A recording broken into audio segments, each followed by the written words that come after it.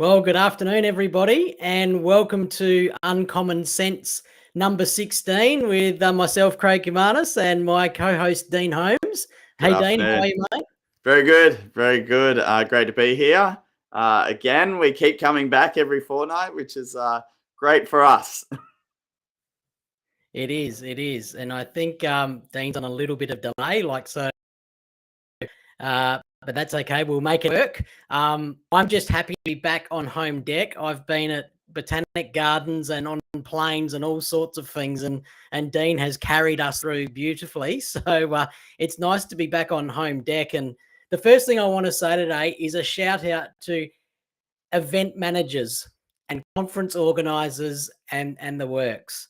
Paradigms conference is next week, and I had no idea how much work goes into planning and managing these events. And so a special shout out to anyone involved in pulling events like this together. But in planning that and looking at the agenda, it got us thinking about our topic for Uncommon Sense number 16. And one of the sessions we're running next week at our principal forum, which is all about business owners and CEOs, is actually customer service through the eyes of another industry.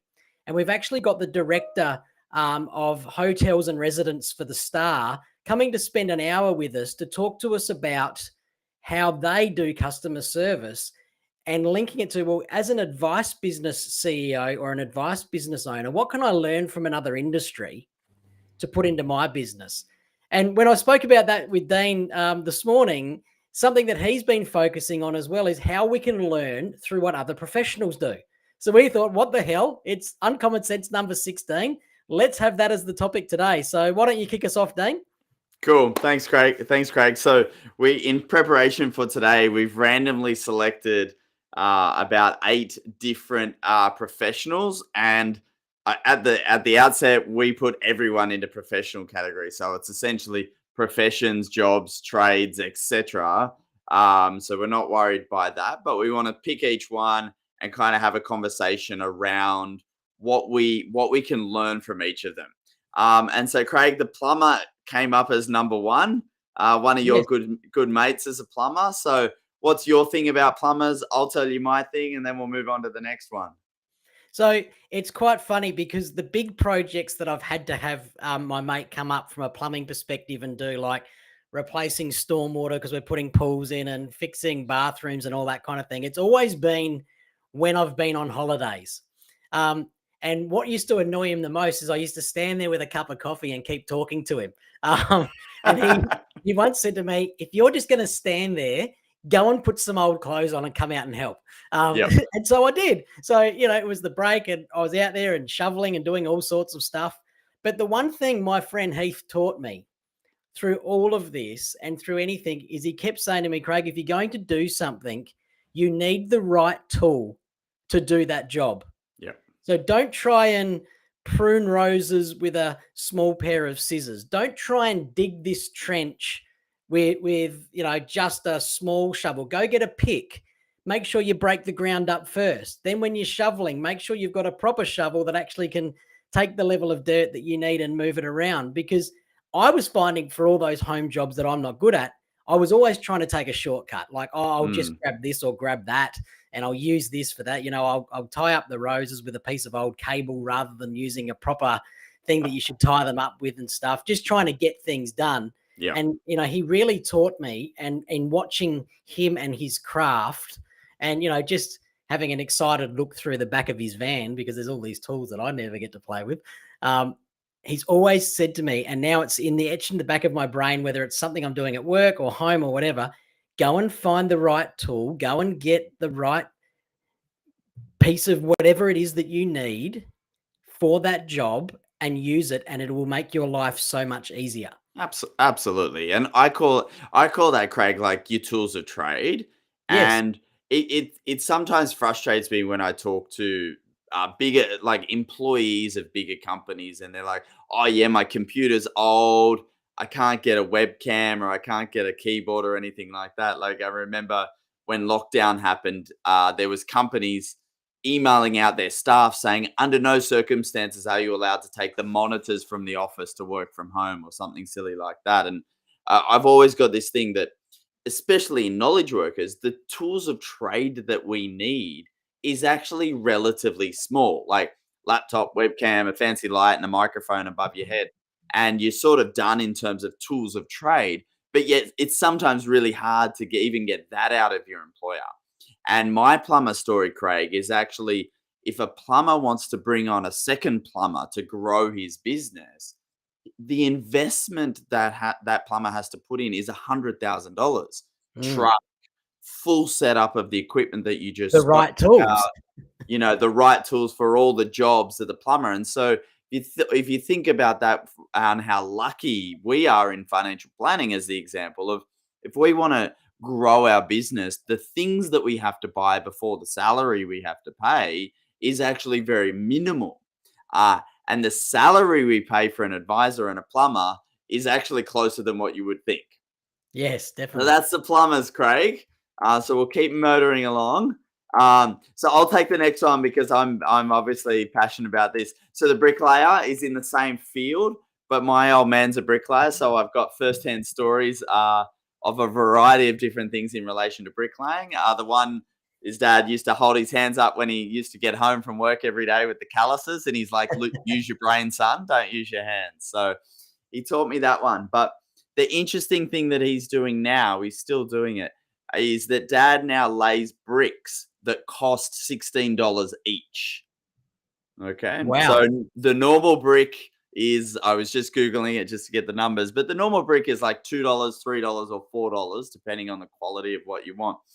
And he's laying $16 bricks. And so the context of the importance of your job, and the importance of getting that right, is it's very important in relation to measuring twice, cutting once, handling the bricks very carefully, and obviously being a professional in terms of doing that job, because you're actually handling something that is more valuable. And guess what? The analogy is there is that we handle different values of client money, and we often charge different rates for that. And so dad charges more as to lay a $16 brick than a $2 brick, because he actually has more responsibility in laying those bricks straight, carefully, and not breaking any. So that's my bricklayer analogy and story, Craig, for now. If you need $16 bricks laid, you're welcome to call me as well. Give Dean a call. He'll connect you with his dad. Now, doctors, Dean, I've actually learned what not to do from a doctor. And you know what? Let's do something we've never done on Uncommon Sense. Let's role play. So I'm the doctor, you're the patient, and it's not going where everyone thinks. So Dean, tell me why you've come in today, mate. Well, I cut my finger, Craig. Oh, and when did you cut it? Just here, have a look. How annoying is it when you're trying to talk to a doctor and they sit there and look at their computer and type? You mean they're not listening to you, Craig? They're not listening to you, Dean. Well, it certainly doesn't feel like they're listening. It's an interesting thing. It's like you can look at that in two ways, right? That they're not listening to you because they're not looking. Also, they're actually, what the thing that they're actually doing is writing their file note Correct. during the meeting. So is that a problem that they're talking to you to find out what's wrong? They're getting the solution for you organized, i.e., like they might be getting you a prescription or something like that. But at the same time, they're taking notes into their system to keep all of that up to date. Yes, to get you out within 6 minutes, but they're doing all of those things concurrently, as opposed to holding the meeting and then going off an hour later or 3 days later to read through handwritten notes to then write them into a system to send it to the client as a meeting summary. So there is a thing of doing it all at the one time. There is a thing, but there's got to be a way of mastering that it looks somehow you're listening to me. Maybe it's the setup of their office, because normally you sit on the side of the doctor's desk and he's looking at it, or she's looking at their computer, and they automatically, like, it's not like across the table from each other. And so it's sort of, at least they could look up and look at you. I get the efficiency, but I just want the doctor to listen to me. Well, I want to feel like I'm being listened to when I go there for my 6 minutes. And pop in and out. Absolutely. So, And look, I do a lot of thinking and talking about doctors. We've had 2 babies now, so we've got the obstetric story twice in terms of that journey. But I do appreciate that doctors have a dictaphone and they take voice notes great idea.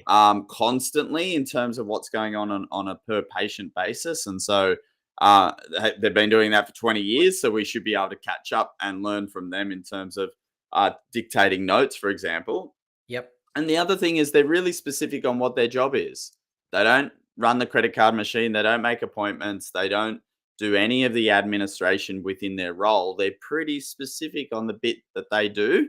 Yep. And the bits that they need people around them to help them do. And so that's the encouragement of the one-man band advisor. I see there's some risk with the one-man band. I love the one advisor business though, with a variety of people and systems around the advisor or the doctor to get things done. So there's there's the good and the bad of learning from a doctor, Craig. Yeah.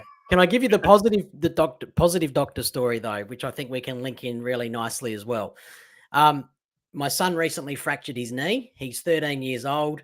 When we went to the orthopedic surgeon knew who his client was, and that wasn't the anxious mum and dad. That was Cooper.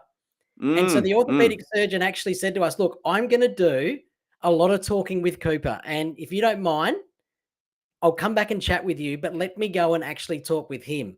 And he went and sat down with Cooper really calmly and asked him all, because Cooper's 13, he can answer these questions, and really took him through what he was going to do, what it meant and how it meant.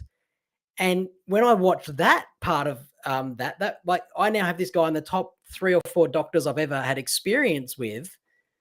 And if you're linking that back to running an advice business or being in a meeting with clients, it's actually identifying and understanding who the client is in the room and making sure that you're actually spending time talking to that person or people, but not shifting focus away from one or the other.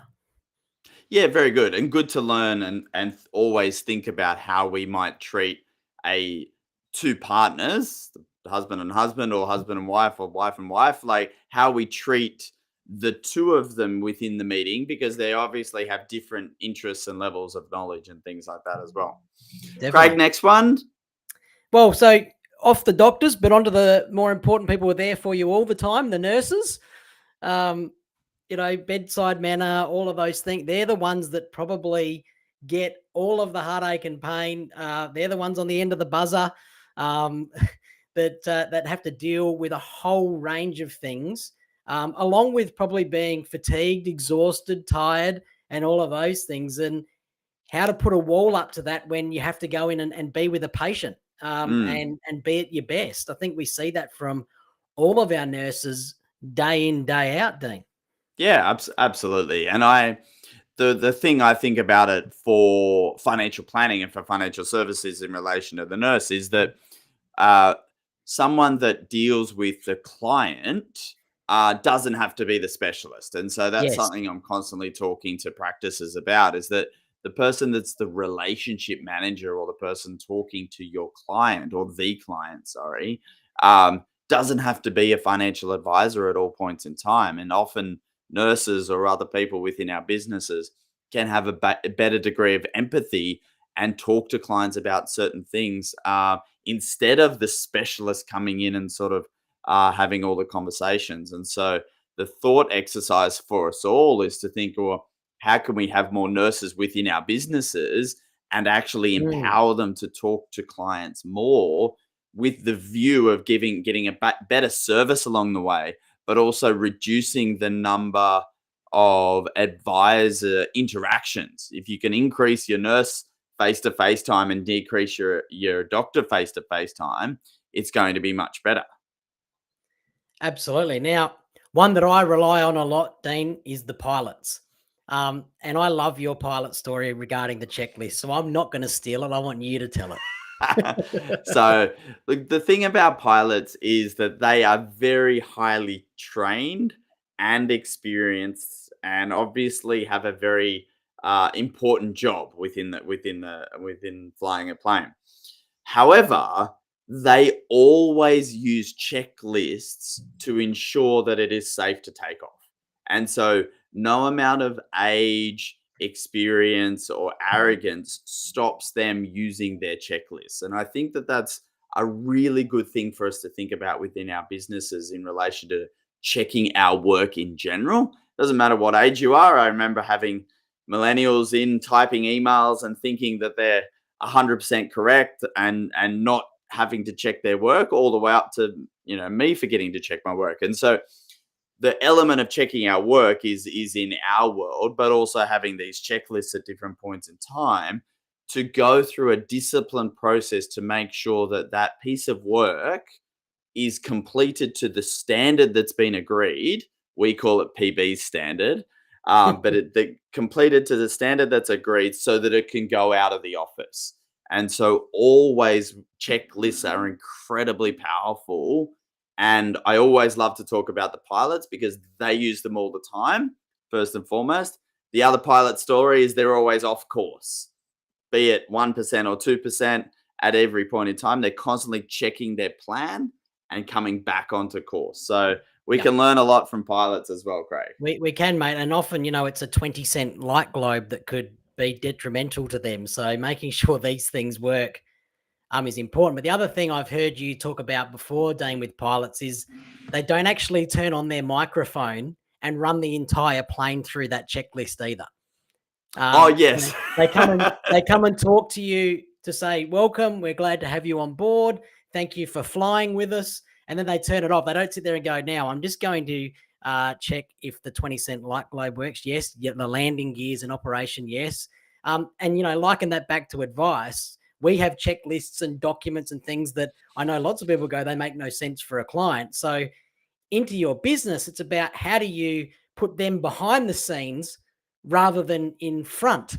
Correct. Because they still have to be done, but how do you keep them away from the consumer as best you can and focus on the stuff that's important to the consumer? Absolutely. The whole front off, we'll get onto the restaurants, the front of house versus the back of house. No one comes out to tell you the kitchen is clean, sir, at any point in time. And most of the time, you don't actually care whether the kitchen is clean or dirty. Because as long as your table's clean, and you're absolutely fine. Excellent. Now, on to the next one, Dean. My first question is, have you tried restarting it? Because we're going to talk about our friends in IT. So I did. I restarted my computer. IT tells me that I only restart my computer every 4 or 5 days, which apparently is not frequent enough. But the IT guys, some of my close friends, they're obviously moving into this world, and they've been there for a long time in terms of these sprints and agile, that just as two buzzwords. But what I like to talk about that they're really, really good at, they work in 14-day sprints. Doesn't matter whether it's 14 or 90 days in terms of stuff that you might do, but they're very good at working out what is actually possible to achieve within their time frame in their context, 14 days. And they therefore are great at scoping the project work. And I think that this is a skill that we can learn over time, especially in business planning, is to set ourselves up for success by appropriately scoping the project to a level that we know we can get done in the time frame. We want to set ourselves up for success, not failure. So you don't go, I want to do this by this, and then there's no context for how you're ever going to do that. It's the setting, it's focusing on the next 14 days or however you want to do it. And they scope the project really well. They work on it. And then at the end of the 14 days, they have a reflective on going, how did we go? What did we learn? Great. Let's take that learning in for the next 14 days. So in terms of IT project management, absolutely, that's a really good learning for us. Yeah. Before you call IT, ensure that you've restarted your computer and all those kind of things to respect their time as well, and jump in at that point in time. Definitely. Any other IT jokes, Craig, at all? No, I don't think I'll do any more IT jokes, mate. All right, talk to us about your lawyer. Yeah. So when you think about engaging with a lawyer, normally because it's something not pleasant is happening, whether it's you're fighting with a company because something wasn't produced or supplied or behaved the way it should have, or there's a breakup, or there's something. There's always a lot of emotion Mm, involved, and I remember a lawyer saying to me once with regards to a consumer issue that I had with a company, um, stop ringing me and stop taking me through the whole story and stop being so emotional, because you can be emotional, but every 6 minutes I am charging you and you will get an invoice for this phone call. Like, I need to be clear and upfront with you. mm, And it's an interesting one because we're always trying to do the right thing by our clients, and people in that emotional headspace do tend to want to talk about it over and over and over again. mm. And recently at our professional development days, we had some family lawyers in talking about divorce and breakups and the like. And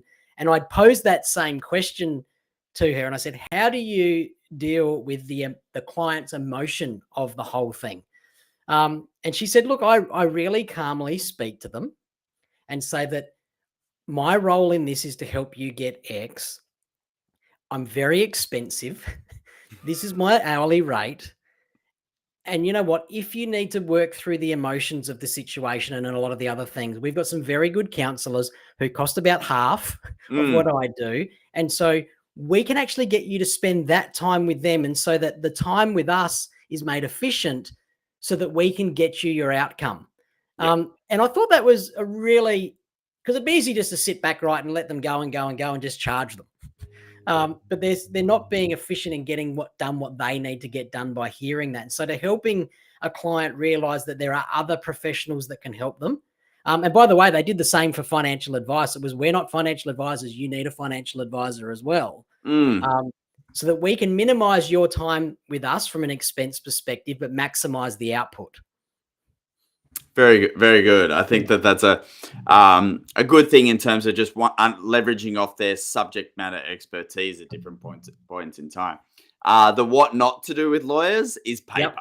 Yep. So it seems that the law overall, and I can be generalizing, so I apologize to the lawyers that might watch this in the future, but they still have a lot of paper. So I think in the vast majority of financial planning businesses now that I talk to, we've gravitated to almost removing paper entirely from the process, which is amazing for working anywhere, but also just efficiency and things like that. So one of the businesses I'm working with in terms of that efficiency, we're getting our head around the fact that DocuSign costs somewhere between $2 and $5 per envelope. Yes, that's true.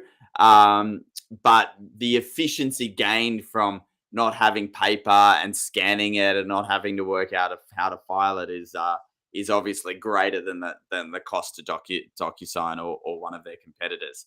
So yeah, let's focus on getting paperless over time. Let's do it. Um, Last one, Dean, I Craig, reckon. Last what's that? one. Last one? I think we got the last one, and I want to throw to you on this. This is a job or a role or something that not many people realize maybe even exists or consider how important it is. Talk to us about the harbour master. Yeah, so essentially, when any large ship comes into Sydney Harbour, call it a cruise ship or a cargo ship, um, the pilot that is the captain, the pilot that's bringing the ship to Australia, actually is not allowed legally to bring the ship into Sydney Harbour for example. So we actually ship out or helicopter out an Australian pilot to bring the ship into Darling Harbour. And so this is about the fact that there's a lot of unique experience that is built up by that one person in relation to bringing ships into Sydney Harbour. And so therefore the captains that are traveling the world in their ships can't possibly know the makeup of every single harbour around the world, and so we need to bring in a specialist at the right point in the time to actually bring the ship into Sydney. And so I liken that to financial planning, of course, because that's the job that we're doing today. In the fact that just being aware of when there are actually other specialists that we need to work with, be it other financial advisors, other investment advisors, or a little bit broader than that, but actually making sure that we're learning from and leveraging those professionals at different points in time to get to the right outcome. Now, the right outcome is the ship doesn't crash, or there's lots of different client outcomes. But yeah, it's pretty unique, Craig. Like in terms of how does the ship get into dock in Sydney, but when you Google it and learn about it, it's actually been something that's been going on for many years, sort of since the 1700s, in terms of the experience of an individual going out to the ship to come in to bring it into port. So yeah, obscure but It is interesting obscure. nonetheless. I think I was watching a documentary on a Qantas flight on that, and how hard it is sometimes for that person to get on board a big ship out in the rough Mm, seas. It was quite unique watching them try and climb a rope ladder yeah. in massive swell. So yeah, good luck to them. I think they're very brave and they can Yes. keep that role. So Dean, I think that wraps up Uncommon Sense number 16. There is no doubt you can learn a lot through other professionals Yep. and the way that they do stuff. And sometimes it's a matter of just stopping, looking when you're in that experience with them, thinking through what's happening, and then going away and thinking, how could I adapt that to my business? Mm. Yeah, it's a fun exercise if you're trying to solve something, Craig, or build a new process for your business or improve the experience of customers. For example, you might play that role play of go, well, what if the maitre d' of a restaurant, what if they were running this financial planning business? What things would they do differently to us in terms of what we're building financial planning businesses? So yeah, role play it, ask for help, talk to people that have all these other professions, and you can talk to them and learn about their profession, and then yeah, try to apply it to your current business to see what you can do. So if anyone is doing that or has done that, they can put it in the chat and tell us a story both afterwards. The other big news, Craig, that I'd love to share with everyone Yep. is that we now have the Uncommon Sense podcast. So for those people that don't want to watch us live and would prefer to walk around with us in their pocket, we've set up Uncommon Sense as a podcast, so you're able to go back and listen to all the previous 15 episodes as well.